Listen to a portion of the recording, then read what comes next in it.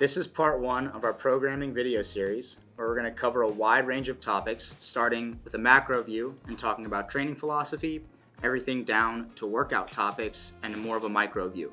This first part is going to cover our training philosophy in a broad sense, which will lay the foundation to get more detailed in the videos to follow. To start this programming video series, we're going to ask a series of questions to lay the foundation to get more detailed as we progress. First question we're going to ask, and what we need to ask ourselves when talking about programming and training, is why are we doing it? What is our training goal? And we can assume that if you're in the CrossFit community, your training goal is to get fitter. So in a broad sense, our goal is to get fitter. If you're following 60, you may have some other goals like look better, live longer, have fun is a huge one. Performing better in the open, maybe you just want to beat your friends in the workouts you do. For compete, you may have some more specific goals like maximizing your potential, qualifying for quarterfinals or qualifying for semifinals, being the fittest at your gym, winning a local comp, etc. In a general sense, all of these goals that we just talked about tie back into the simplest one, which is to just get fitter. If our goal is to get fitter, we then need a definition for fitness. Here at SMTP, we're not reinventing the wheel, and we like to use CrossFit's 3 standards of definition when talking about fitness. The first is going to be the 10 general physical skills model. These 10 general physical skills are going to be cardiovascular and respiratory endurance, stamina, strength, flexibility, power, speed, coordination, agility, balance, and accuracy. The second standard or definition of fitness that CrossFit uses is the Hopper model, and that is essentially given any form of physical task, you're going to be able to perform that task better than the person next to you, whatever that may be. And the third and final standard of definition that CrossFit uses is the 3 metabolic pathways and training so that you're efficient in all 3 or equally proficient in all 3. Now that we have a definition for fitness that we can use, we need a way to measure our fitness. For SMTP, we use the Open as our benchmark. This is the community-wide and generally accepted test of fitness that most CrossFitters use. If we can agree that the Open is our community test of fitness, based on CrossFit's 3 standards of defining fitness, then we can safely say that climbing the leaderboard in the Open, year after year, correlates with an increase in fitness and overall health. If you don't participate in the Open, you would need some sort of benchmark year after year to measure your fitness or your increase or decrease in fitness. You could think about having 5 separate workouts that test some realm of the 10 general physical skills.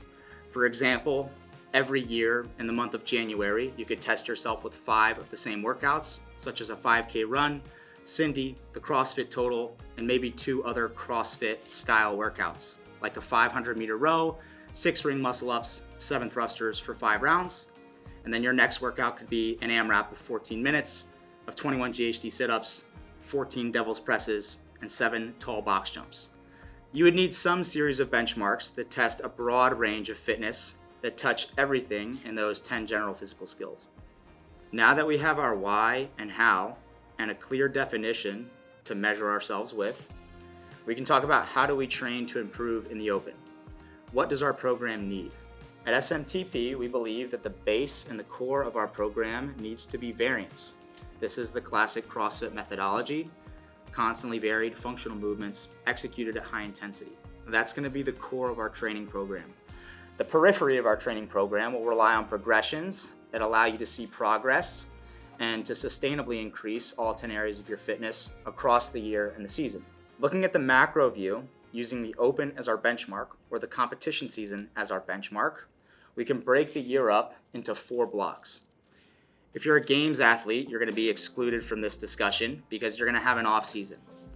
If you're not a games athlete and you're trying to break into the games, or if you're not a semifinals athlete and you're trying to break into semifinals, or if you're not a quarterfinals athlete and you're trying to break into quarterfinals, we don't believe that you have the luxury of an off season. Sure, a 1 or 2 week easy week after the Open or quarterfinals or semifinals is great, but you need to utilize every week out of the year to get a leg up on the competition. So for the rest of us, we're breaking up the year into 4 blocks. That first block is going to be a foundational period. And we can look at that as June, July, August. Our second block or phase is going to be a building phase, and that'll take place from September, October, and November. Then we'll have a peaking phase from December through February, and finally our competition phase, March, April, and May. For our foundational phase, we're going to be focusing on things like structural integrity, hypertrophy, gymnastic strength, aerobic base, and it's in this time of the year where we're going to have our broadest range of CrossFit variants. Structural integrity can be seen as things like preparing your tendons, ligaments, and soft tissues from the stresses, the volume, and the loads to come. Hypertrophy is simply increasing muscle mass. Our gymnastic strength is going to be truly our foundation of strength. Our aerobic base is going to be increasing your ability to recover and handle volume. And it's here that we have our broadest range of CrossFit variants because we have the luxury of doing things that we know we're not going to see in competition. This is important to CrossFit, and it's important that we practice things that are unorthodox and unique so that we can experience the transfer of skill and the adaptation that these movements give us. For our building phase, we're going to be moving more towards higher percentage and volume lifting, focused interval and machine work, more gymnastics volume and skill. It's in this phase where we're going to be purposefully increasing volume at a steady rate, and we're still going to have a broad range of CrossFit variants.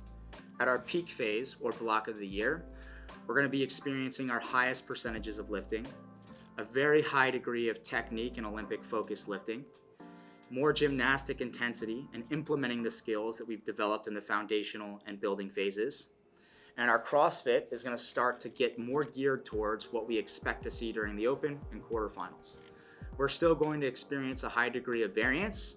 It's here where we can take workouts from years past or things that we know we're going to experience in the Open and quarterfinals and train them and practice them regularly so that we're ready to compete when the time comes.